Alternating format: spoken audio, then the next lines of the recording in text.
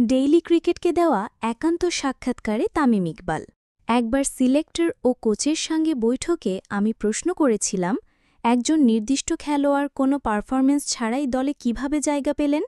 তখন আমাকে বলা হয়েছিল, ওই একজনকে বাদ দিয়ে অন্যদের নিয়েই কথা বলুন, তার প্রসঙ্গ তুলবেন না, অন্য খেলোয়াড়দের নিয়েই আলোচনা করুন। দল নির্বাচনের নেপথ্যে ঘটনাই প্রকাশ্যে আনলেন তামিম। তামিম স্পষ্ট করে জানিয়েছেন, একজন অধিনায়ক হিসেবে তার ক্ষমতা কেবল প্লেয়িং 11 পর্যন্ত সীমাবদ্ধ। কিন্তু এক বৈঠকে তিনি প্রশ্ন তুলেছিলেন, কোনো পারফরম্যান্স ছাড়াই একজন নির্দিষ্ট খেলোয়াড় বারবার কিভাবে দলে সুযোগ পাচ্ছে।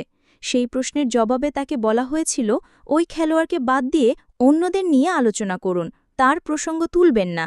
তাহলে প্রশ্ন থেকেই যাচ্ছে, কে সেই রহস্যময় ক্রিকেটার যার বিষয়ে কথা বলাও নিষিদ্ধ ছিল?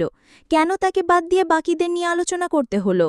তামিমের এমন বক্তব্যে ক্রিকেট মহলে আলোচনার ঝড় বইছে। সমর্থকরাও জানতে মরিয়া হয়ে উঠেছেন, কোন খেলোয়াড়কে ঘিরেই এমন নাটকীয় কাহিনী। সব ধরনের খেলার খবর পেতে সাবস্ক্রাইব করুন। সঙ্গে থাকুন খেলার পাতার।